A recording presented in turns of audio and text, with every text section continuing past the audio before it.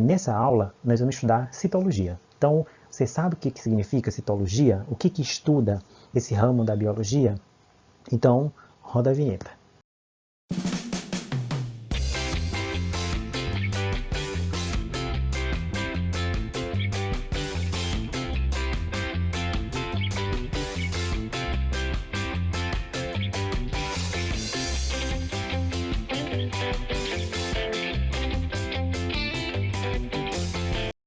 Olá pessoal, tudo bem?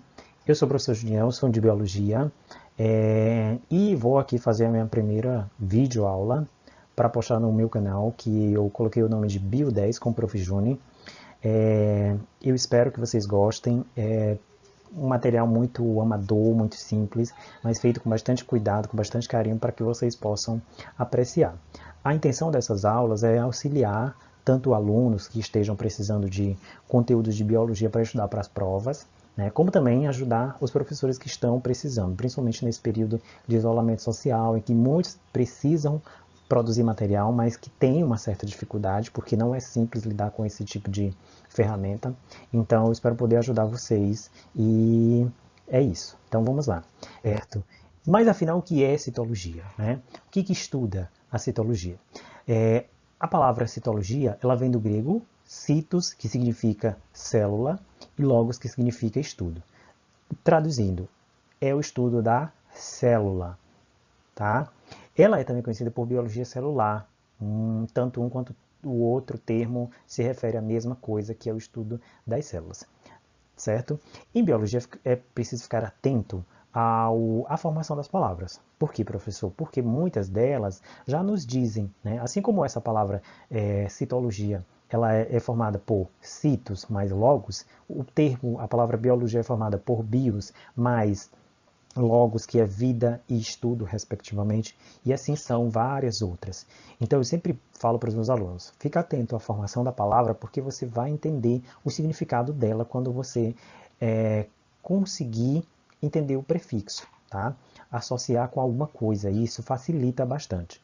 Então, muitos alunos têm dificuldade, por quê? Porque são muitos termos técnicos em biologia que eles desconhecem, que é fora do cotidiano, então torna difícil entender. E aqui nós temos, então, uma célulazinha, né? Lógico que é um desenho, não está ilustrado da forma como a gente consegue visualizar. Então, se você for observar, que é mais ou menos o que está acontecendo aqui, através de microscópio óptico, você vai ver algumas manchinhas, você não consegue ver cada estrutura. Para ver as estruturas bem detalhadas, né, é preciso utilizar então o microscópio eletrônico, e ainda assim você não vai ver tudo perfeitinho desse jeito, tá? Não é querendo frustrar vocês, mas é falando que as figuras, as imagens que a gente observa nos livros didáticos, por exemplo, elas são diferentes daquelas que a gente vê na prática, quando você vai fazer a análise por meio de microscópio, certo? Mas ainda assim, é uma estrutura extremamente linda, importante e que não deixa de ter as suas belezas.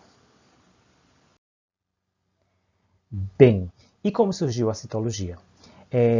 Ela surgiu em 1663, quando Robert Hooke, que é esse senhor aqui, pegou madeira morta, né, cortiça, e observou ao microscópio.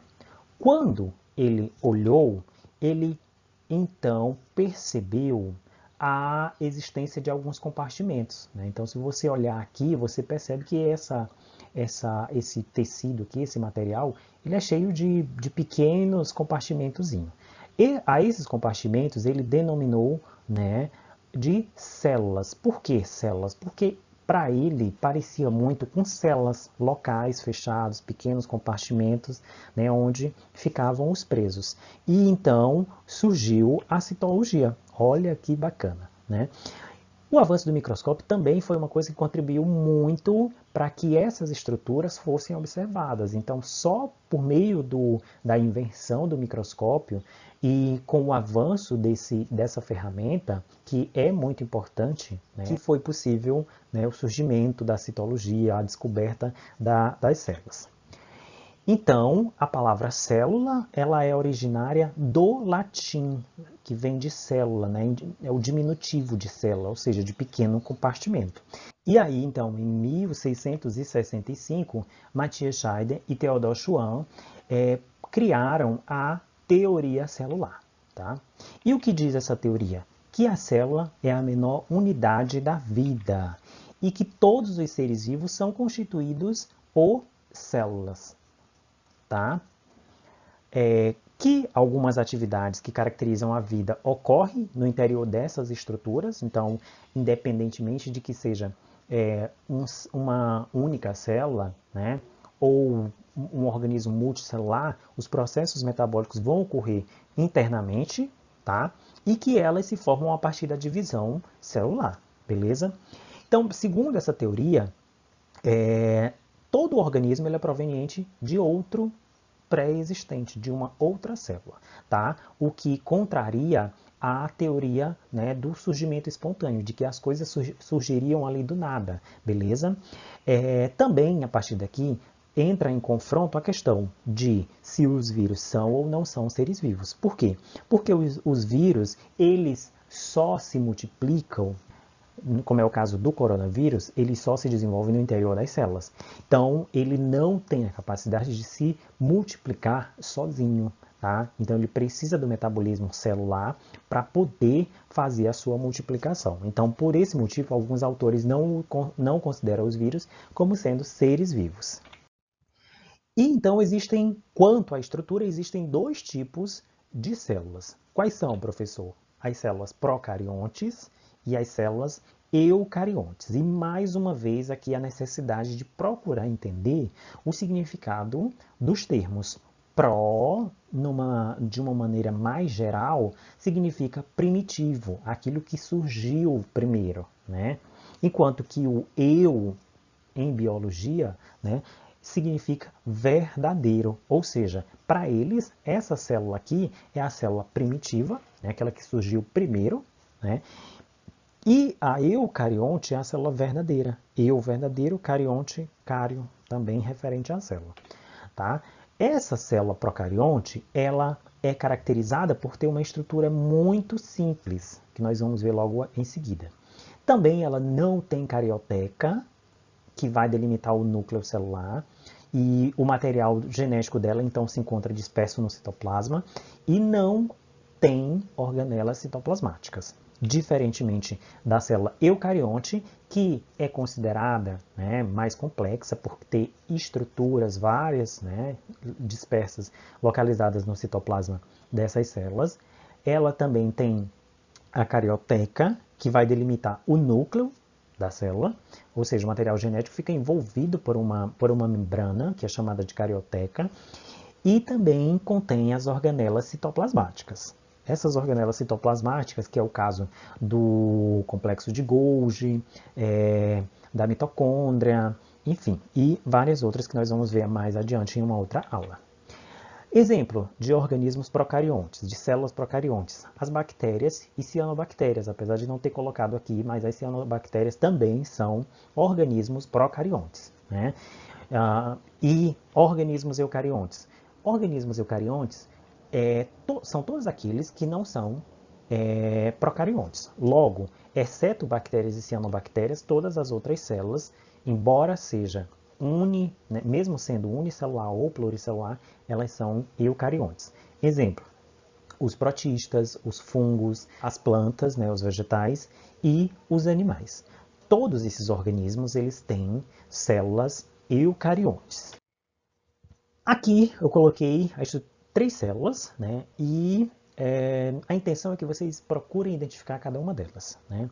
Qual é a célula eucarionte, qual é a célula procarionte, qual é a célula animal, vegetal, bacteriana, tá?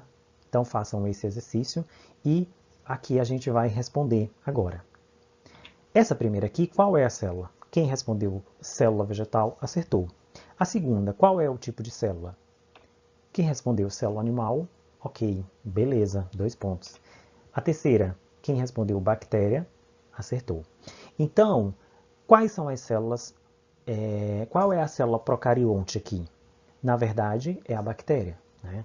E as eucariontes, a célula vegetal e a célula animal. Muito bem, certo? Eu embaralhei aqui a sequência propositalmente, tá?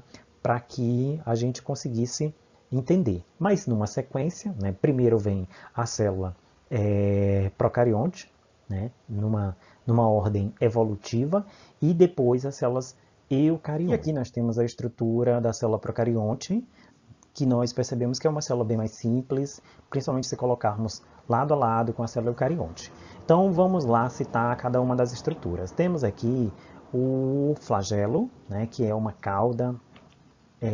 Essa parte em vermelho é a cápsula, essa parte em amarelo a parede celular, essa parte em verde a membrana plasmática, essa parte em azul o citoplasma, tá, que fica ocupando a maior parte da célula.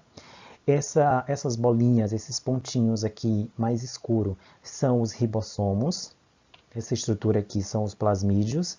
Aqui que é o nucleóide, ou seja, é o material genético da bactéria, né, onde fica localizado o DNA e ele fica disperso no citoplasma. Ele não é envolvido por uma membrana, por uma carioteca, como no caso dos eucariontes. Temos aqui os piles, né, que são pequenos pelos que dão sustentação para a bactéria ou que serve também para a troca de material genético. Beleza? Então, é importante entender que essas cores, elas são cores criadas para diferenciar uma estrutura da outra, tá? Mas na prática isso não é tão bem definido, tão bem delimitado dessa forma. Então aqui são as partes básicas de uma célula eucarionte. Lógico que a célula eucarionte tem muito mais estruturas que essas que eu coloquei aqui, né? Mas eu coloquei aqui para você entender que essas estruturas elas estão presentes em todas as células eucariontes. Quais são essas estruturas? A membrana plasmática, tá? Que é essa estrutura aqui mais externa, tá? O citoplasma, que é essa estrutura mais intermediária aqui, né, que ocupa a maior parte da célula. Nela é onde vai ficar as organelas citoplasmáticas. E também tem o núcleo, que é essa estrutura central arredondada, onde vai ficar o material genético e é o centro, é o local de comando das atividades celulares, né, principalmente relacionadas à divisão celular. Então é preciso entender que as células eucariontes elas são formadas por essas três estruturas. Dessas três estruturas, qual a que não está presente na célula procarionte? Quem falou núcleo, acertou. E nós temos aqui, né, essa estrutura que aqui é o DNA, né, ele não está envolvido por essa membrana que tem no núcleo da célula eucarionte. E aqui tem a comparação entre as duas células eucariontes. Aliás, essa célula aqui, se vocês observarem, ela tem aqui uma estrutura em verde, essa aqui, né, que também é uma cor fantasia, que na verdade é a parede celular. Essa parede celular ela serve para dar sustentação. Como a célula vegetal ela sofre muito mais ações ambientais, né, de pressão ambiental, ela precisa dessa estruturazinha para poder, né, resistir. Já essa célula aqui, que é a célula animal, ela não tem a parede celular. Uma outra estrutura que está presente na célula vegetal, que não tem na célula animal, é essa aqui, que é o cloroplasto. O cloroplasto é a estrutura responsável pelo processo de fotossíntese dos organismos fotossintetizantes. Então, nós, animais, não realizamos fotossíntese, por isso nós não temos cloroplasto. E é isso, espero que tenham gostado.